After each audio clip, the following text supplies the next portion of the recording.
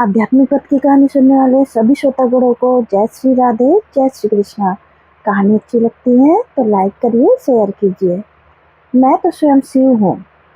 एक था भिखारी। रेल सफर में भीख मांगने के दौरान एक सूट बूट पहने सेठ जी उसे दिखे। उसने सोचा कि यह व्यक्ति बहुत अमीर लगता है, इससे भीख मांगने पर यह मुझे जरूर अच्छे पैसे देगा।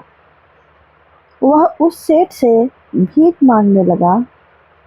भिखारी को देखकर उस सेठ ने कहा, तुम हमेशा मांगते ही क्यों हो? कभी किसी को कुछ देते भी हो? भिखारी बोला, साहब मैं तो भिखारी हूँ, हमेशा लोगों से मांगता ही रहता हूँ। मेरी इतनी औकात कहाँ कि किसी को कुछ दे सकूं। सेठ, जब किसी को कुछ दे नहीं सकते तो तुम्हें मांगने का भी कोई हक नहीं है।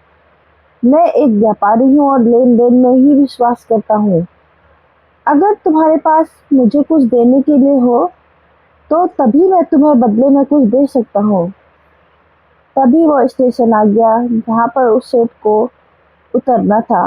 वो ट्रेन से उतरा और चला गया।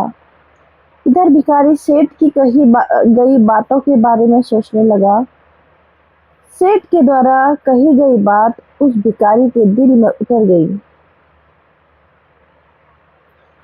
वह सोचने लगा कि शायद मुझे भीख में अधिक पैसा इसलिए नहीं मिलता क्योंकि मैं उसके बदले में किसी को कुछ नहीं दे पाता हूँ। लेकिन मैं तो भिखारी हूँ, किसी को कुछ देने लायक भी नहीं हूँ। लेकिन कब तक मैं लोगों को बिना कुछ दिए केवल मांगता ही रहूँगा? बहुत सोचने के बाद भिखारी ने निर्णय किया कि जो भी व्यक्ति उसे भीख देगा तो उसके बदले में वह भी उसे व्यक्ति को कुछ जरूर देगा। लेकिन जब उसके दिमाग में यह प्रश्न चल रहा था कि वो खुद भिखारी है तो भिखारी के बदले में वह दूसरे को क्या दे सकता है, इस बात को सोचते हुए दिन भर गुजर गया। लेकिन उसे अपने प्रश्न का कोई उत्तर नहीं मिला।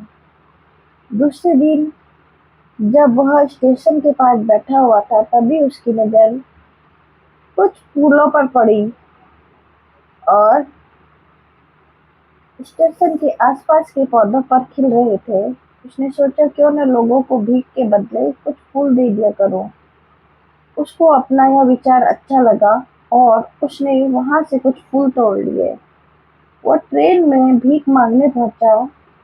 जब भी कोई उसे भीख देता तो उसके बदले वह भीख देने वाले को कुछ फूल दे देता।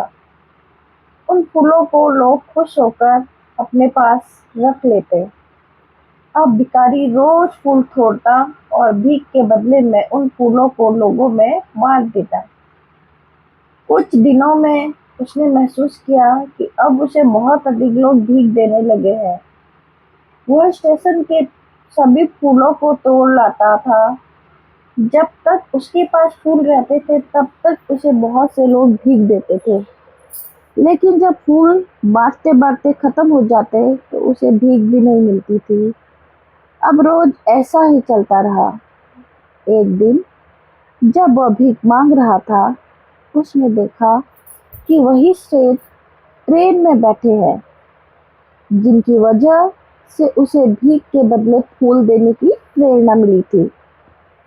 वह तुरंत उस व्यक्ति के पास पहुंच गया और भीख मांगते हुए वो बोला, आज मेरे पास आपको देने के लिए कुछ फूल है, आप मुझे भीख दीजिए, बदले में मैं आपको कुछ फूल दूंगा। सेठ ने उसे भीख के रूप में कुछ पैसे दे दिए और भिखारी ने कुछ फूल उसे दे दिए। उस सेठ की यह बात बहुत पसंद आई। सेठ बोला, वाह क्या बात है, आज तुम भी मेरी तरह एक व्यापारी बन गए।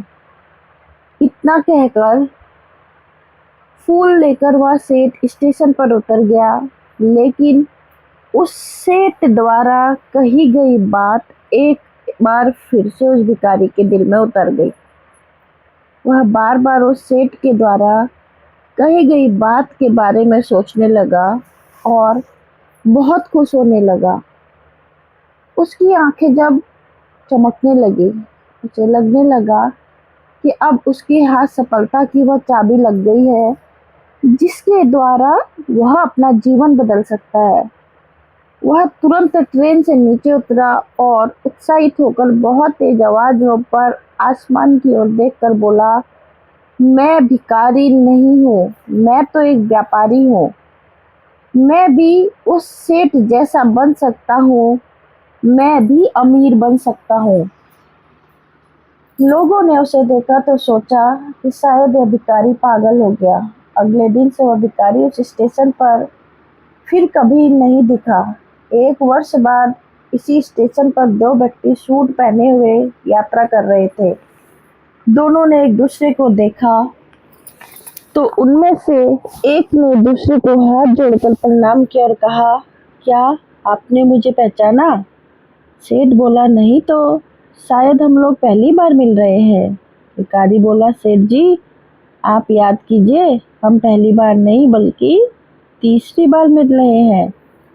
सेठ बोला, मुझे याद नहीं आ रहा है। वैसे हम पहले 2 बार कब मिले थे? अब पहला व्यक्ति मुस्कुराया बोला, हम पहले भी 2 बार इसी ट्रेन में मिले हैं। मैं वही भिखारी हूँ जिसको आपने पहली मुलाकात में बताया कि मुझे जीवन में क्या करना चाहिए और दूसरी मुलाकात में बताया कि मैं वास्तव में कौन हूँ। नतीजा यह निकला कि आज मैं फूलों का एक बहुत बड़ा व्यापारी हूँ और इसी व्यापार के काम से दूसरे शहर जा रहा हूँ। आपने मुझे पहली मुलाकात में प्रकृति का नियम बताया था जिसके अनुसार हमें तभी कुछ समझ मिलता। अब जब हम कुछ देते हैं, लेन देन का यह नियम वास्तव में काम करता है। मैंने यह बहुत अच्छी तरह महसूस किया, लेकिन मैं खुद को हमेशा भिखारी ही समझता रहा। इससे ऊपर उठकर मैंने कभी सोचा ही नहीं था और जब मुझे बताया कि मैं एक व्यापारी बन चुका हूँ, भिखारी नहीं बल्कि व्यापारी बन चुका हूँ, तो भिखारी ने स्वयं को जब तक भिखारी समझा वह भिखारी रहा, उसने स्वयं को व्यापारी मान लिया, व्यापारी बन गया। भारतीय मनुष्यों ने संभवतः इसीलिए स्वयं को जानने पर सबसे अधिक जोर दिया और फिर कहा, शिवो भूत्वा शिवम जगेत, शिव बनाकर शिव की पूजा करनी चाहिए। अब दोस्तों अगर कहानी पसंद आए तो कहानी में जय श्री राधा कृष्ण लिख के जाइएगा।